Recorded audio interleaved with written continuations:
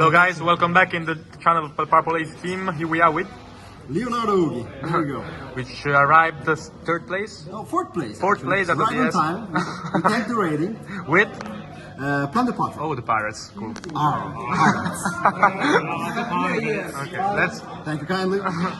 And now a shout out to sponsors. The first one is GRAAD, the best grading company in Europe, which offers grading services for all languages and TCGs. The second one is CARDTRADER, the online marketplace platform where you'll find the cards you need at market price in one shipment only. Create your account using the link right here. The third one is Game to Collect, is one of the top talent sellers on the market, specialized in American high rarity cards, got format and misprints. They also collect your cards up to 85% of their value. Next one is Magician Circle, a local store located in Trieste, specialized in sealed and custom products. They also host events for all TCGs. After we go GAMERLAND, another local store based in ABBIATEGRASSO, Lombardy's best shop to buy singles, sealed and play weekly tournaments. Last but not least, we have CHAPA'S Playmat. They produce amazing custom playmats that might have your own image on them. All the links are in the description down below, so don't forget to check them out. And I played the standard list, but I don't know if standard is known for this deck. So three white beers, 3 of the blonde lady, 3 of the crow. No one knows. Oh my god! No one knows what. Yes. I'm so excited. I wish you to sit on a fucking flamethrower. This is the strongest card. It specials from deck when it's discarded and sent to grave from the field. And this is the lone starter. This is the strongest extender. Oh, that card is broken. And this is the second extender, which is fine to draw. It gives you the line in which you make Toad before Nib can come. So that's a safe line, but it's not the best now that you have the synchro, because you usually want to make the synchro. Okay, then we play 2 of this. You always go for this effect? You always go for this effect? I do, unless the card I have in hand is crucial for me to activate the ships. Okay. And true this, because it's a real brick in hand, It is. but you need to have it in deck to bring out a strong monster with him that can transform itself into a ship. Exactly.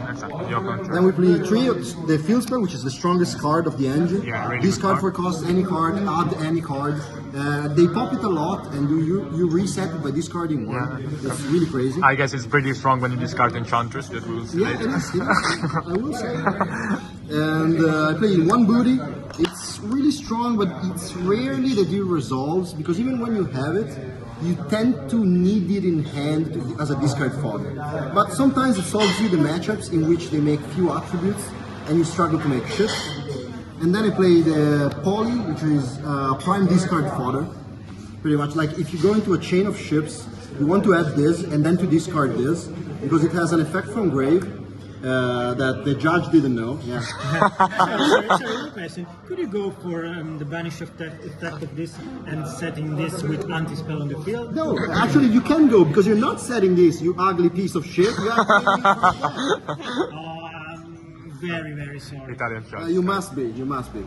And okay, then we go to the. That's all for the Plunder Patrol, the Pirates. Yeah, that's all for the Patrol engine. And as per usual, you're not playing this deck if you're not playing Brave.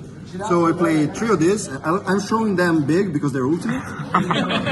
Really good. Shining like crazy diamonds. Yeah, they do indeed. And all of the cards that you do not want to see, reason which also happen with that you need to play, I need to think a little bit more than 40. I'm playing 42 right now. And 3 of the cards that you do want to see. That is amazing. They're strong as fuck. And since you discard a lot with this deck, discarding Enchantress usually make your opponent shit his pants. True. And then for the hand traps, I decided to play Gamma, since when you discard Enchantress, they know that the last thing they can ash is the Enchantress effect, and you usually activate it from grave when you have nothing on field. Okay, so you can always gamma on that. And so you can always gamma on that, and if you do not have to, you always discard this card. How many times have you done the ash for the Enchantress? It happens a lot. I think 2 times, but all the times I did, I actually just won on the spot. Yeah, I guess. Because the new synchro is really strong and you can make it with generic. Oh, that's cool. And then I played 3 Gospel against Match is strong, and I didn't want to play Nib, even if it's really strong in this deck specifically. But I think in the meta game it's really weak right now. 3 Ash, fuck Despia, no more explanation needed, and 3 Permanents because they're generic. Pretty generic. And that's it for the main deck. 42 as I said, because you have 3 cards, actually 4 cards with driver that you really don't want to draw, and you really do not want to draw them like 2 at a time. And that's the reason I wanted to play a little bit more than 4. That's reasonable. Then the card of the deck, fucking Jack Sparrow right here. So good, this card is so good. Yeah, and make the engines click. Are 3 necessary? Yeah, you usually make 1 for turn, but when if you're in control on turn 2 and you make this on turn 3, then you need only 2. But if they manage to like disrupt your board a lot, you need the 3rd one a lot. So there's no way to recycle that, right? No, that's the reason. Because there is a way, but it's so clunky that you never want to have to do it. And then 1 Almirage for when you start really weak. With Whitebeard is good, I guess. 1 of the Goddess, because at turn 3 you have a lot of resources, but you struggle to outpower monsters or even like strong Nibiru tokens, because the ship, which is this one by the way, only banishes effect monsters. So sometimes you need it to like out stupid shit. And there's that, and Choo and Choo of the ships, Monster Banish, Monster Negate, Spell Ban, and the new one which makes token and makes the Castilla mashup playable. And then Shark and Toad. You're a little bit tight on the extra deck. The only flex spot is this one, because everything I said was wrong, since you cannot out the token. Exactly, I was just saying that by the way. Like. I'm dumb as fuck.